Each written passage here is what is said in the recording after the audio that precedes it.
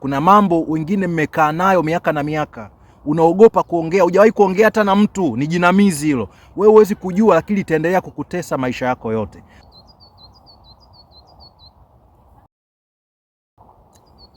Watu wengi wameniuliza kuhusiana na unawezaje kukabiliana na that demon ambaye nimemweleza mara nyingi, ambaye amekuwa akiathiri maisha ya watu, akiathiri maisha yako. Umekuwa ukipambana vita ya kale sana, nimekuwa nikiongea hivyo.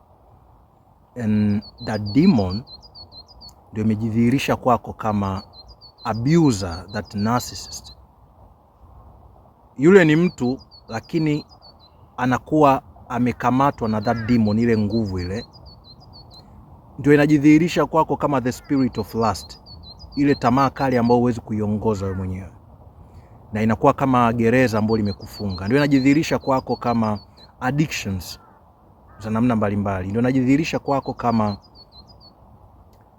hali ya kuhangaika kiuchumi, suffering, kuteseka, unakuwa mtumwa. Aidha unaweza kuwa unateseka kabisa kiuchumi na hali mbaya kiuchumi, uwezo wa kupata fedha haupo kabisa, kila unachoanzisha akiweka, au unakuwa attached mahali ambako una uwezo wa kupata pesa lakini uoni matokeo, unakuwa mtumwa wa mnyororo, mzunguko wa kusurvive.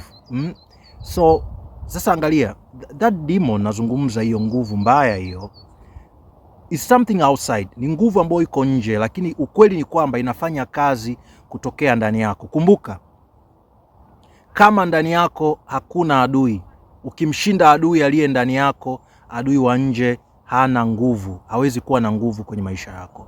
So hiyo nguvu naoita, kwa sababu kumbuka ninavyosema demon hapa, naongea lugha ambayo watu wengi wanaweza kaelewa. Watu wengi wamekuwa katika msingi wa kidini, dini mbalimbali na jamii zetu zimekuwa zikitumia lugha hizi kuelezea nguvu mbaya kama pepo wachafu, demons, you see. Lakini ni nguvu ya asili ambayo ipo, lakini kwa upande hasi, na kuna namna inavyofanya kazi. Hii ni kanuni nyingine, namna gani inaweza ikapata nguvu katika maisha ya mtu na katika uzao wa mtu, you see.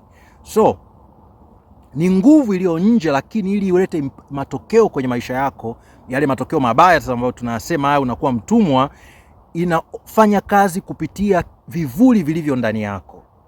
Mambo mawili. La kwanza, kuna majeraha ndani yako. Haya majeraha na haya hivi vidonda ndio vinakuwa kama majinamizi. Na cha pili, kuna vivuli ndani yako. Ni zile tabia, hizo hali hizo ambazo kwa asili ziko, uko nazo ndani yako. Kumbuka wewe kama kiumbe mwanadamu, ndani yako pia una upande kama malaika na una upande kama demon, the same. Yani kila mtu ana upande wake ule ambao wa nuru, alafu ana ule upande wa giza. Kuna zile sifa uko nazo ambazo mara nyingi unazificha, hutaki kuziona, hata mwenyewe unaziogopa kuzikabiri. Sasa huyo adui wa nje, nguvu ya nje inapata nguvu pale ambako unashindwa kukabiliana na hivi vivuli vilivyo ndani yako na majeraha. Kwa ina maana safari ya kushinda hii nguvu mbaya, to overcome that demon, ni safari ya kuingia ndani yako, kuponya yale majeraha, kukabiliana na ukweli wa nafsi yako.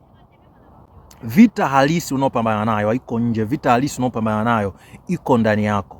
Ukiweza kukamata hii vita katika akili yako, in your mind, overcome the battle in your mind, ukiweza kucreate a new world, ukiweza kutengeneza ulimwengu mpya ndani yako, ndipo utaanza kuona matokeo ya nje, ulimwengu wako wa nje utaanza kubadilika. Lakini vinginevyo utaendelea kuona vivuli, maluelue, vitu visivyoeleweka kwenye maisha yako nje, kwa sababu adui halisi yuko ndani yako, ana operate from you. Kwa hiki unachokiona nje ni kama kioo tu kinachokuonyesha nini kipo ndani yako.